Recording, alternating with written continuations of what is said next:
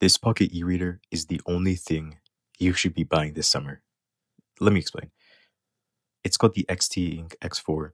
It's a pocket e-reader. You can literally fit this on the back of your iPhone and quite easily in your pocket. However, that was the main gimmick that was used to kind of promote it. However, I think it's a lot more useful than that.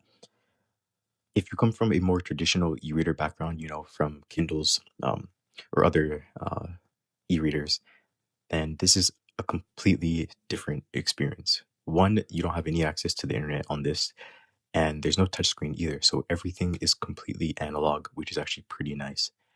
It also adds or has a lot of capabilities for adding customizations. So one, as you can see, my wallpaper is the same one that I use for my Mac. It's just a Monet painting, but I really like it, and I think it just adds a lot to my reading experience.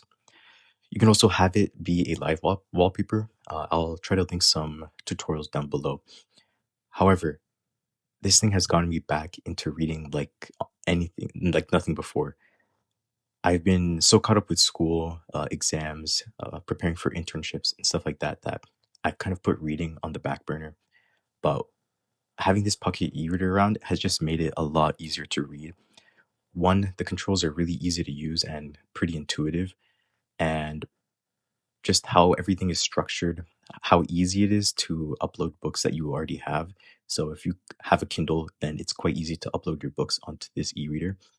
And just the fact that it's like pretty compact just makes it just a lot easier. So if I'm like on the bus or if I'm waiting in line, this thing's just super easy to pull out and just start reading. Plus also you don't have to like haul around like a huge like Kindle. Although there are much smaller versions. However, this device is pretty like conspicuous, so it's not too noticeable.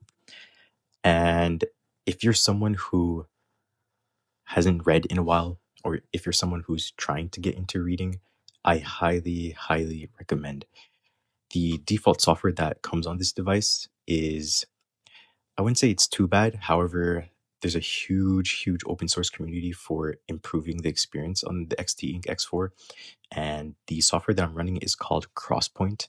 It's maintained and it's constantly getting new updates. So I'll also link that down below as well if you actually plan on using the Xteink X4.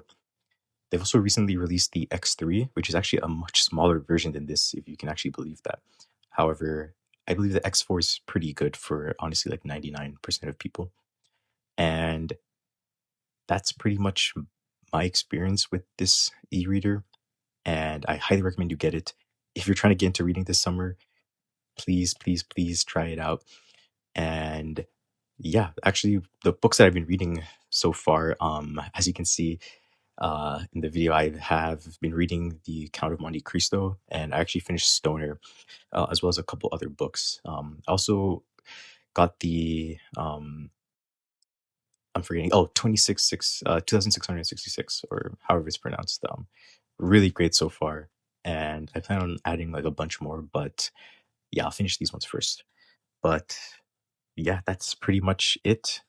If you do end up getting it, please let me know how your experience is. And thanks for watching.